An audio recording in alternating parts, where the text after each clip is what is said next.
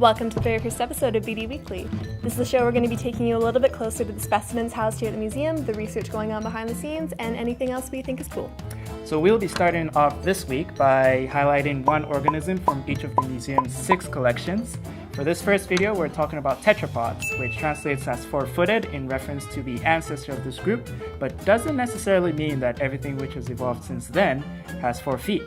So of course, first of all, we have to talk about the blue whale, which to my understanding is the biggest and baddest of all specimens. Isn't that right? It is definitely the biggest. I don't know about the baddest, but despite being so big that a human baby could crawl through its arteries, the blue whale is pretty tame. I have to stress that point because it is one of my favorite facts about the blue whale. It is just absolutely massive. Whether the metric is size, like length, or by weight, it's the largest animal alive currently, and by weight, it's almost twice the size of one of the largest known land dinosaurs. Okay, that's pretty big. Although I have to say, I think my old Aunt Linda's dog Hope would give it a run for its money. He was pretty... Yeah, and big dog. And I mean, like, dogs have all that stuff like protein and meat to help them bulk up. But whales, despite being the largest animal ever, all they eat is krill, which are these little shrimp-like guys. Huh.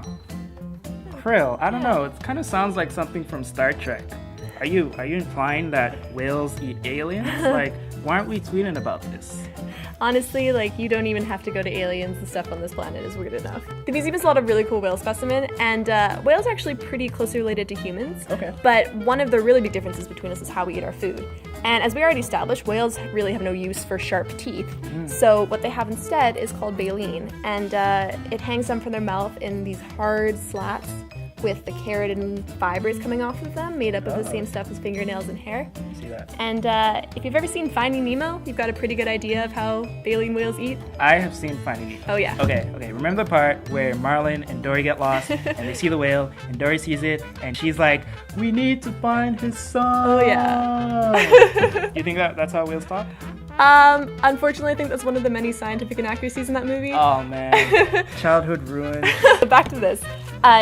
So it's made up of all these hard slats here, but this is actually not a blue whale. This is a gray whale. So one of these little bits here, that's what this is, but this is a blue whale. So just one of these on a gray whale, which is already a whale, it's already pretty big, translate to this whole thing for a blue whale. Okay, I'm definitely seeing the size difference. That's massive. Yeah, I know. That is huge. The other great specimen that we have here is our blue whale skeleton. So we have a fully articulated blue whale skeleton in our atrium. It's one of only 21 in the world. And I love that specimen. I love having it here, especially from an educational perspective, because I think it's really, really good for illustrating evolution and the concept of a common ancestor. Because I think if you see a live blue whale and you tell people that's a mammal, it's more closely related to humans than to fish, I think a lot of the skepticism or what makes that hard to process might come from the fact that it looks like a fish, right? It's got flippers, it's got fins, it lives in the ocean.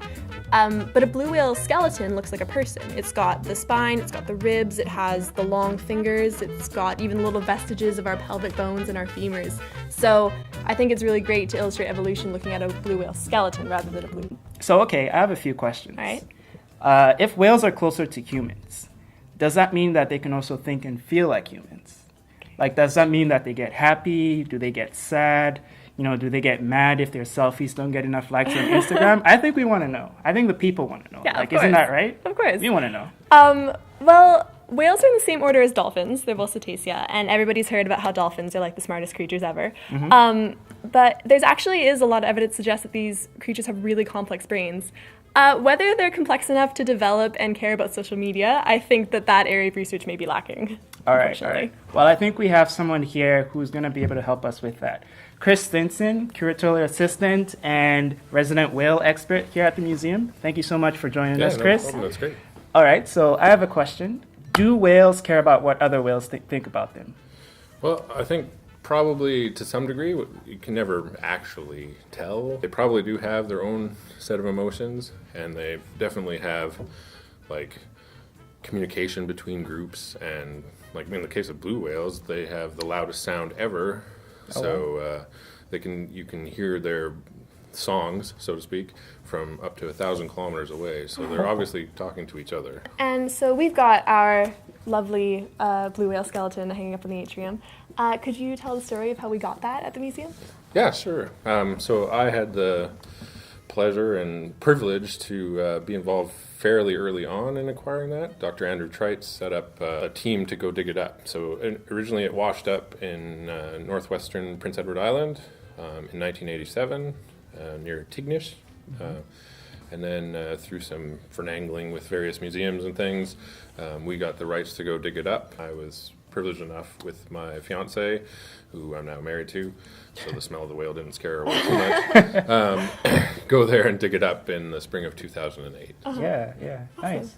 So you sort of touched on it a little bit, but I was just wondering if you could expand just to tell us where your interest in blue whales first started. Whales in general, though, started probably at the Vancouver Aquarium. Shout out to them.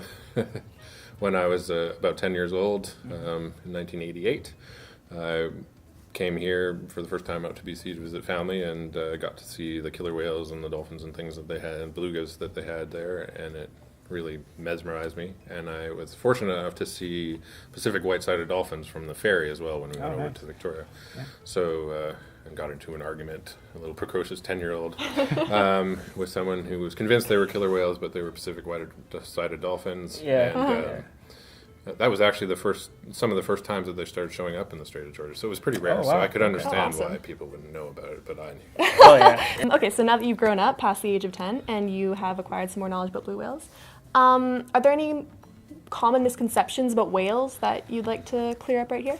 Well, like you guys were talking about earlier, I was eavesdropping. There's the whole fish idea that they're not fish. They are mammals. They breathe air and produce milk just like the rest of the mammals. And they actually have hair, too, when they're in fetal form, little bristles and things like that. A bigger thing that misconception is that we somehow know everything about all the whales, like the biggest animal ever to have lived on Earth, but it's untrue. We don't even know where they breed.